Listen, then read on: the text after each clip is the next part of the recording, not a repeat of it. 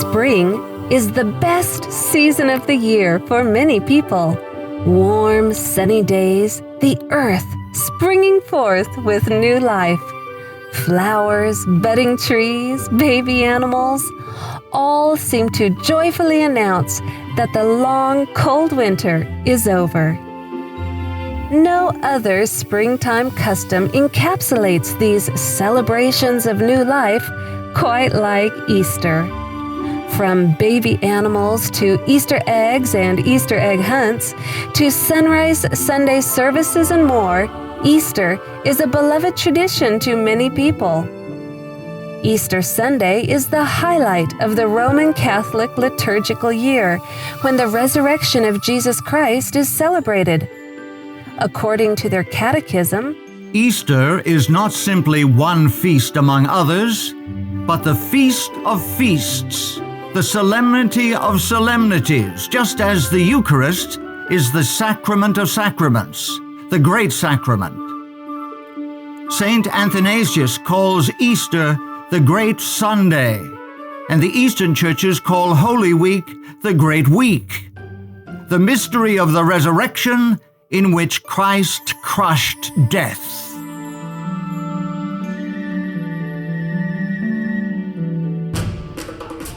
The origins of Easter, however, reveal that it flows directly from ancient paganism.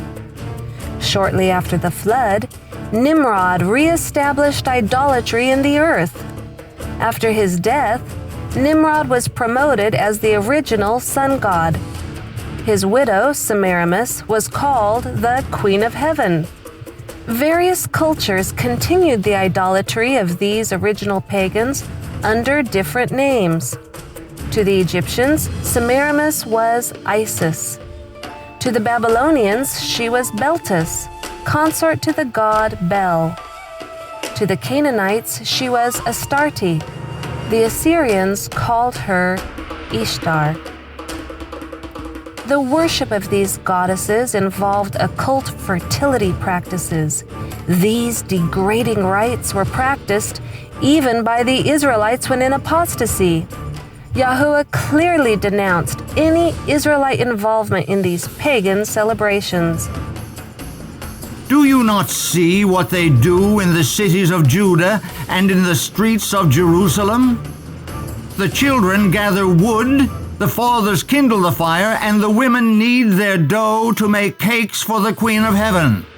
And they pour out drink offerings to other gods, that they may provoke me to anger. And he said to me, Turn again, and you will see greater abominations than they are doing.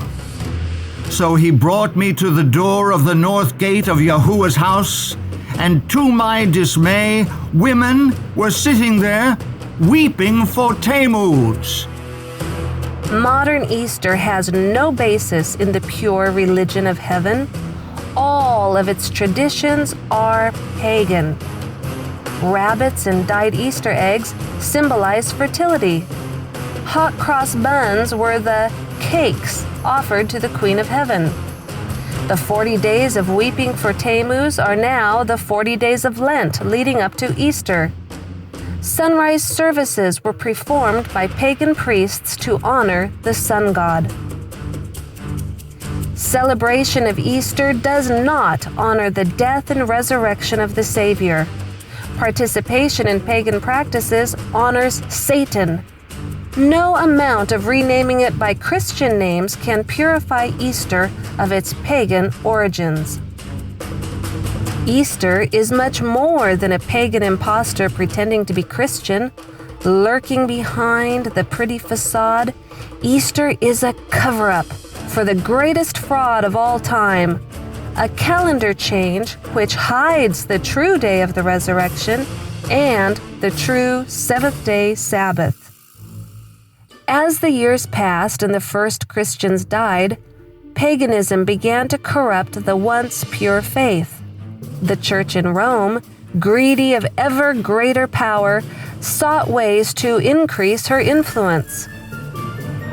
To conciliate the pagans to nominal Christianity, Rome, pursuing its usual policy, took measures to get the Christian and pagan festivals amalgamated, and by a complicated but skillful adjustment of the calendar, it was found no difficult matter in general to get paganism and Christianity, now far sunk in idolatry, in this as in so many other things, to shake hands.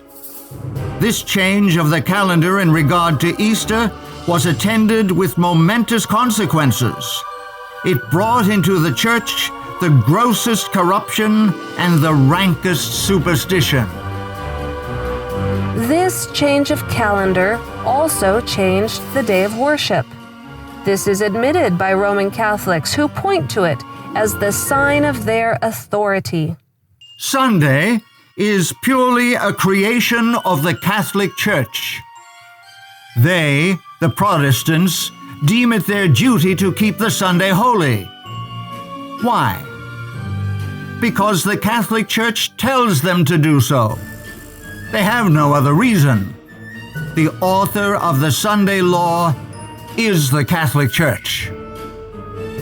One Catholic bishop went so far as to state, "It was the Catholic Church which made the law, obliging us to keep Sunday holy. The Church made this law long after the Bible was written. Hence the law is not in the Bible. The Catholic Church abolished not only the Sabbath, but all the other Jewish festivals." The Israelite festival, which was outlawed in favor of Easter, was Passover. All early Christians kept the feasts of Yahuwah as outlined in Leviticus 23. Paganized Christians still wanted to celebrate Easter, while Apostolic Christians, still clinging to a pure faith, observed Passover. Since the 2nd century AD, there had been a divergence of opinion about the date for celebrating the Paschal, Easter, anniversary of the Lord's Passion, death, burial, and resurrection. The most ancient practice appears to have been to observe the 14th, the Passover date, 15th and 16th days of the lunar month, regardless of the day of the Julian week these dates might fall on from year to year. The bishops of Rome, desirous of enhancing the observance of Sunday as a church festival, ruled that the annual celebration should always be held on the Friday, Saturday, and Sunday following the 14th day of the lunar month.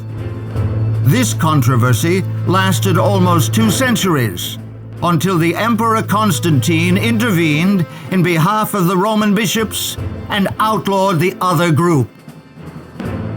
These contentions had agitated the churches of Asia since the time of the Roman Bishop Victor, who had persecuted the churches of Asia for following the 14th day heresy, as they called it, in reference to the Passover.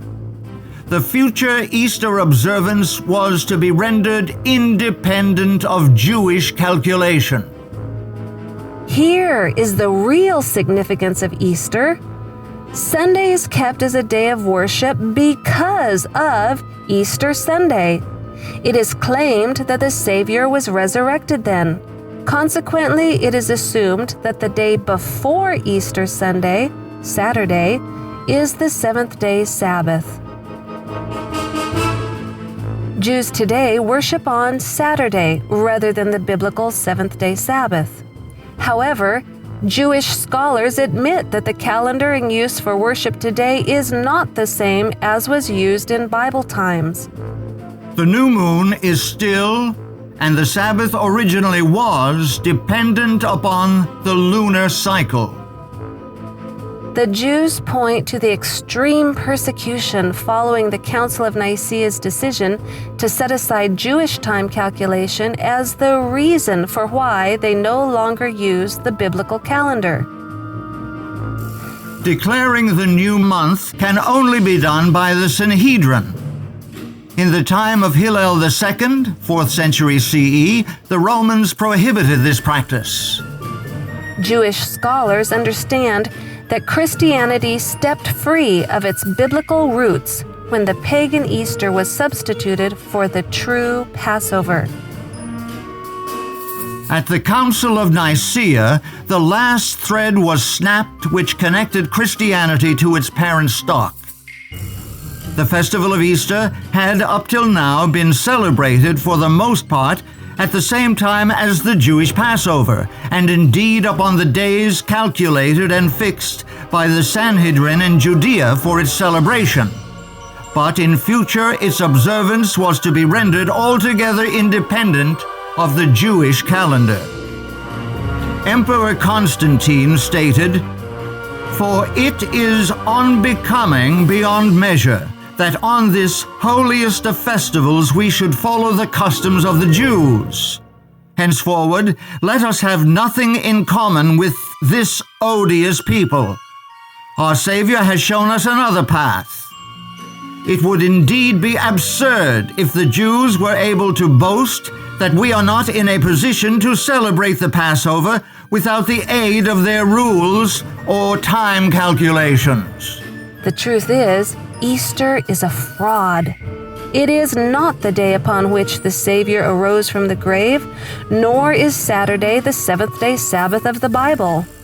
Easter is, and has always been, a pagan holiday celebrating fertility. It was substituted for Yahuwah's Passover at the Council of Nicaea in the 4th century when the Church of Rome decided to set aside Hebrew calculation of time.